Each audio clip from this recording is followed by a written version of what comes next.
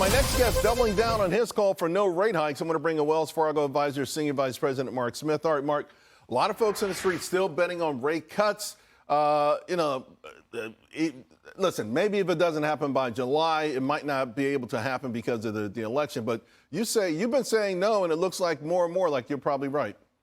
Yeah, look at the numbers, Charles. CPI, PPI, core CPE, inflation. None of those are telling the Fed they need to do anything. And guess what? We got an election in November.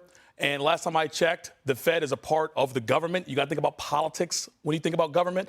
And I don't see them going up or down on rates. Given November's an election, it's going to look too preferential to one party or the other. I don't know the Fed. Did anybody tell the Fed they were part of the government? Okay. What about we just had this conversation with Gary. You were listening to most of it. Before you said your clients are pounding you. Get me in those Mag 7 names. Get me in those Mag 7 names. They still have that same sort of veracity. Do they still want to have these stocks that much?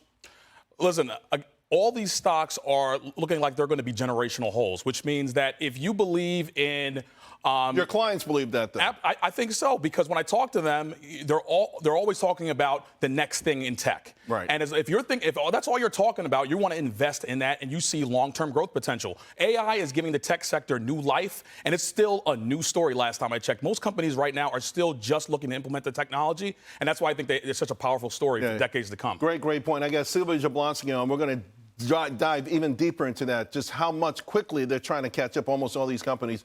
In the meantime, there's some sectors you like. I want to talk about that. This is the last 3 months. So financials, you like a lot here. Do you still like financials? I still like financials. Are there two separate, though? Do you separate the big banks from small banks? Absolutely. The big banks have proved that they can make money in any environment. They've gotten leaner and meaner coming out of the pandemic, and you got to think about, with rates this high, they're making more than ever. And with net interest margin, if things can settle down with rates, I think they'll find a way to continue to make more money with that as well. Last 3 months, industrials up 8.1%, and materials, XLB, up 8.5%. There's only one sector, energy, is the only thing that's outperformed that. You would still buy these? I would. Charles, there are 50,000 projects around the country, infrastructure, that came out of the deal out of Congress, right. Bipartisan deal. And that's all going to work. They're buying all materials. They're going into Caterpillar. They got to get these projects done. And there's a lot of excitement about it. And I would definitely be in these sectors because you need this stuff to build the country. I know you like gold. Gavical Research, one of my favorite firms, put out this real intriguing piece about U.S., German, France, mostly Eurozone bonds, essentially saying that they're worthless, that they're certificates of confiscation. To own them, you're down here, right? You're not making any money. And if anyone's thinking about owning them, they should instead own gold, which is breaking out. I know you like gold. What do you think about that assessment? Listen, I like the fact that gold is a play that's international.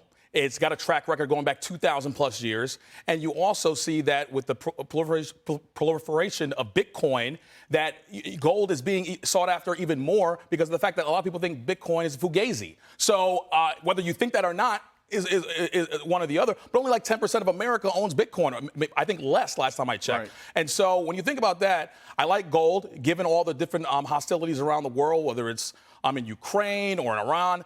Gold, again, is a hedge. Store of value or more? It's not just a store of value, but something you can actually make some real good money on in the next few years. It's a store of value. I think it evens out the portfolio from some of the equity risks we're taking. Right. And it's also great when you got potential wars on the pipe. So, Great stuff. Good to see you, Charles. Thanks a lot, Mark.